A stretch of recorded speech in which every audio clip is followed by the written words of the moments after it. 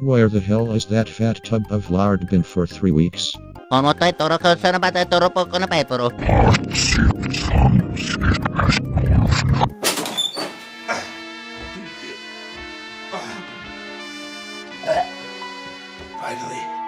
I've done it. I've created the greatest documentary of all time. Danny DeVito, the man behind the trash. No, you metallic, uncultured swine! I've created this.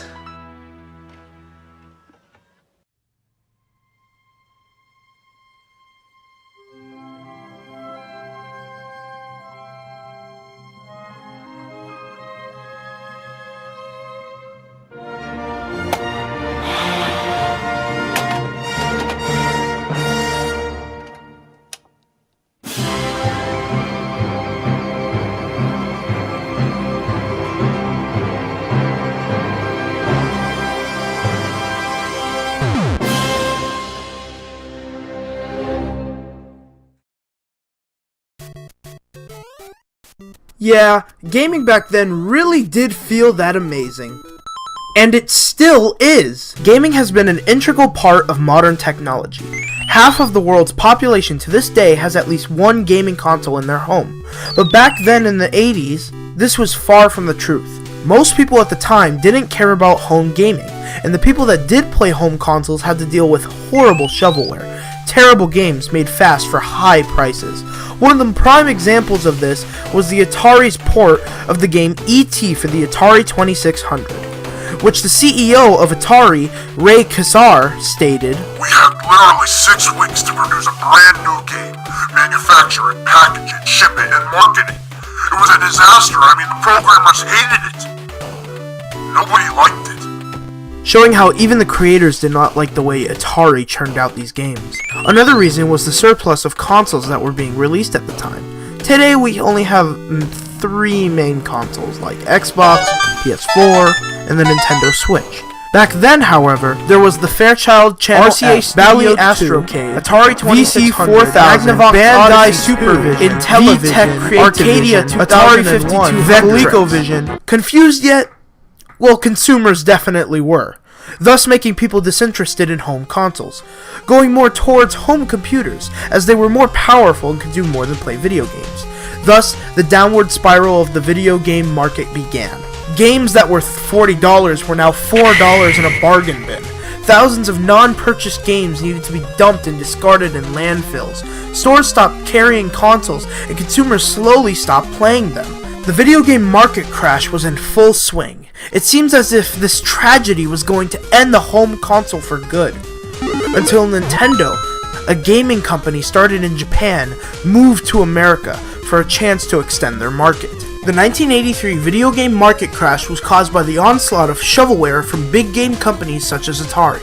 However, Nintendo's triumphs in quality management of third parties, excellent marketing techniques, and revolutionary console capabilities revived interest in video game consoles. Nintendo of America had to go through a lot of challenges bringing the Famicom over from Japan. Nintendo had to design the system so it doesn't resemble a video game console, thus to be lost with all the others. The Famicom was renamed to the Nintendo Entertainment System, aka the NES. This approach was used to market the system to North American retailers as an entertainment system, as opposed to a video game console, emphasizing accessories such as the Zapper light gun, trackpad, and so on. The launch was a huge triumph, selling over 90,000 units in 9 weeks. As Nintendo of America tried to re-establish some sort of ground, they established their third-party licensing program, which restricted how many games a publisher could release in a year, and stated that the game cartridges made for the Nintendo Entertainment System were produced through Nintendo. This controlled the flow of games coming in and the limit on how many games could be produced by a company, making sure companies would put their best effort towards making a game. Unlike Atari, which let anyone make as many games as they wanted and had no control on what was marketed. thus creating the exact opposite route that Atari took straight to the video game market crash. This practice soon became the business standard to this day for third-party companies that make games for a system, thus giving more control to console manufacturers to make sure more quality games come out than non-effort cash grabs. With the surplus of good games coming out, retailers started to be more open to the idea of selling home consoles and games, thus showing how Nintendo having control upon the smaller companies creates a better market for games to thrive and be recognized by consumers. Nintendo was leading the charge for the next following years until Sega, a company known for making games, came by. Sega came out with a new video game console, the Sega Genesis, a superior console in every way to the NES. Better graphics, sound, and capability. Sega also focused on smart marketing that went into TV commercials, dissing Nintendo. That set the stage for the rivalry. Thus, Nintendo finally had a worthy contender to their line of work. But this meant more than just two consoles fighting for competition. It was two consoles influencing the entire country. Many kids and adults would see the commercials that Sega would dish out, and needless to say, they ate it up. Families were deciding to buy games more frequently because of the price drops between both Sega and Nintendo. The market was back and better than ever, but this competition caused Nintendo to retaliate with a new console called the Super Nintendo Entertainment System, or the SNES. The SNES is the Nintendo's second home console, following the Nintendo Entertainment System. The console introduced advanced graphics and sound capabilities compared with other systems at the time, like the Sega Genesis.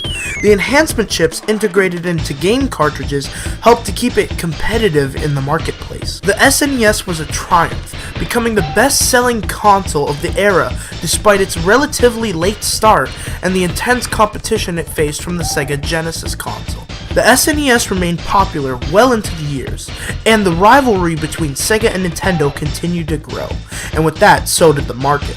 The price wars between the two companies made it very accessible to many casual gamers, thus expanding the market exponentially. However, in the early 2000s, Sega could not keep up with the newly released Nintendo GameCube and PlayStation 2, and Sega started to lose sales drastically for their home consoles.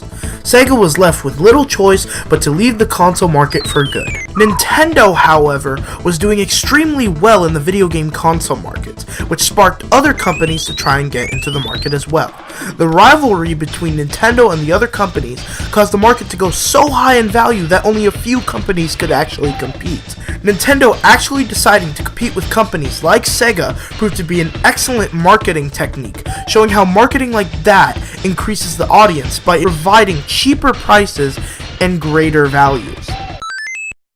Throughout the years, Nintendo also started to innovate the video game console market with revolutionary console capabilities. One prime example was the Nintendo Wii, released in 2006.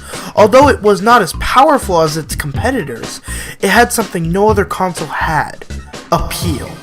The Wii was the first motion control console to ever be released, which made the Wii easy to pick up for a lot of people who never really played games before, and versatile enough to have hardcore gamers play without regret, thus causing a lot of people to want to buy one. The Wii outsold almost every console in the world with a staggering 101 million units sold, around $25 billion, thus bringing more people into the gaming market and growing to levels it's never reached before. Even today, Nintendo still brings in more people with its new console, the Nintendo Switch. The Nintendo Switch, designed as a home console, can be removed from its dock and used similarly to a tablet with controllers. This brought many people in for its portability and multiplayer aspect. The Switch sold over 14 million units in its first year, and the sales are now growing and are still growing, reaching over 30 million this year, showing that people care more about Nintendo as a whole and how their consoles give what people want in their gaming regimen. So, In conclusion, Nintendo's triumphs in quality management of third parties, excellent marketing techniques, and revolutionary console capabilities was able to save the video game market from the crash and nurture it for years to come, and in result, creating millions of fans that praise Nintendo for its accomplishments. Fans like me. And so, I will take the time to thank you for watching the video game market crash of '83 and how Nintendo saved it.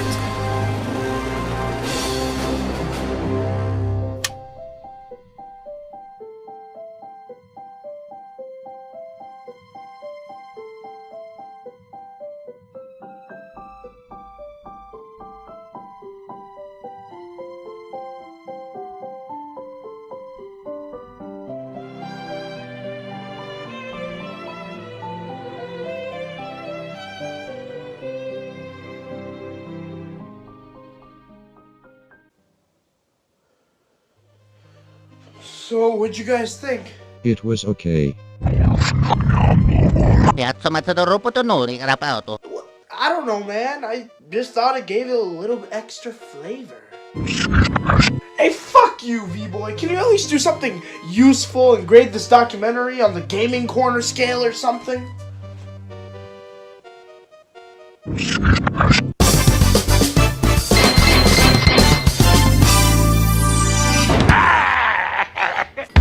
Money on my motherfucking mind. Cut 5 haircuts at the same time.